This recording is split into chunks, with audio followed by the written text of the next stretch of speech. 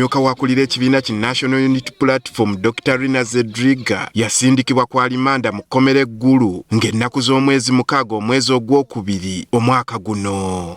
We trust you are hearing our voice. Ono amakya ga leero alabiseeko mu kkooti eno wabula ng'abadde ku mukutu gwa Zoom. Bannamateeka ba Zedriga, omubadde Salimu Hadadi ne Erot Jonathan batadde omulamuzi ku nninga omuntu waabwe aleetebwe mu buntu mu kkooti oluvannyuma lw'okuba nga tewabadde nsonga ya ssimba emugaana kuleetebwa.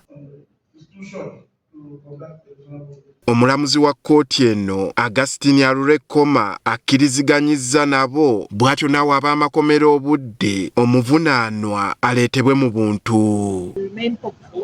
That court will be able to hear this matter. We'll have physically produced in court at 1 p.m. Wayise mbala ono n'aleetebwa mu kkooti eno agasimbagane n'omulamuzi.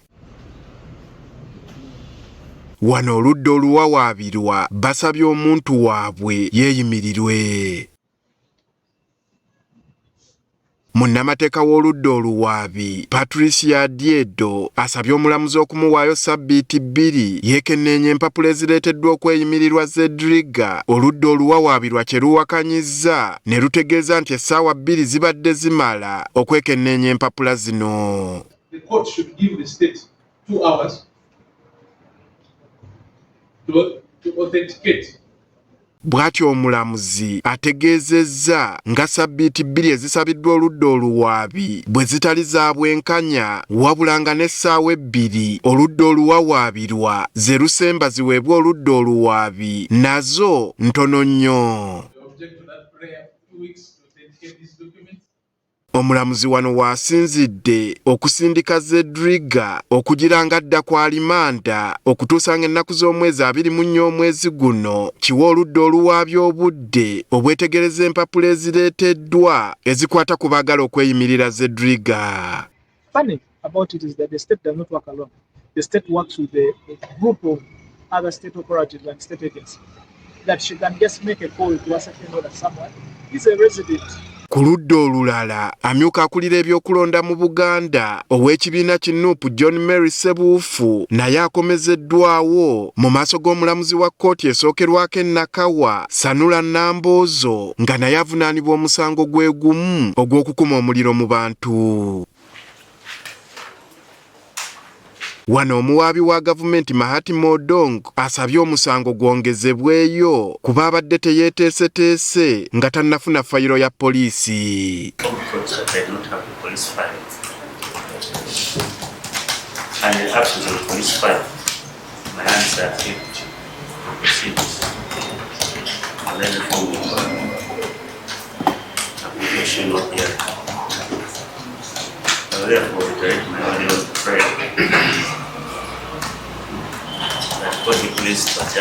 Munnamateeka wa Sebuufu bw'ati ategeezezza kkooti nga bwe balina buli kiwandiiko ekyetaagisa omuntu waabwe okweyimirirwa wadde ng'empapula zino zibadde teziteekeddwa ku mutimbagano gwa kkooti omulamuzi gy'abadde alina okuzisanga olw'ebyuma okwekyanga nga tebikkiriza mpapula zino kugendayo.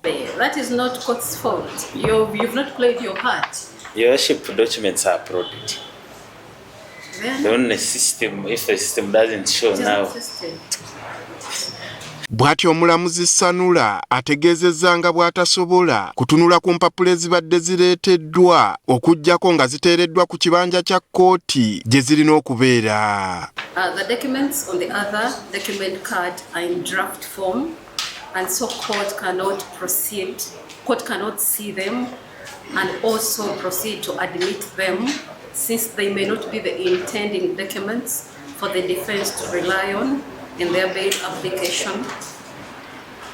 A document can only be admitted by court if it is submitted for admission but not in draft form. Wano waasinzidde okwongezaayo omusango okutuusa nga 3 omwezi ogujja era Sebuufu nazzibwayo ku alimanda eruzira. I shall incline to adjourn the matter on short adjournment to allow counsel for the accused person to prepare their documents and upload them on the system for bail consideration. Munnamateeka wa Ssebuufu Kakulu Tumusiime alaze obwennyamivu olw'omuntu okugaana okweyimirirwa yadde nga babadde n'ebyetaagisa byonna era aguyise mupango ogw'okukuumira omuntu waabwe mu nkomyo. Kobe waffe bibadde biraga era mwandabye nga nzigulawo essimu yange nga ndaga kooti ne state attorney nti oluvannyuma ne bigaana nti naye bino byonna bibaawo olw'okuba nti judiciary yatandika system ya ECMIS nga tebali beetegefu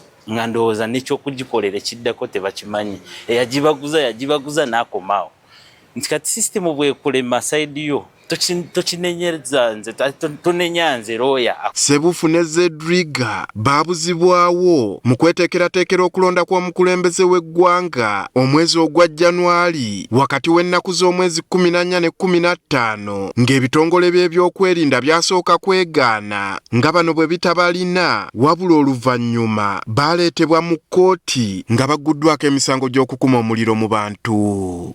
Andrew Kaggwa, Agafeeyo, Spark TV.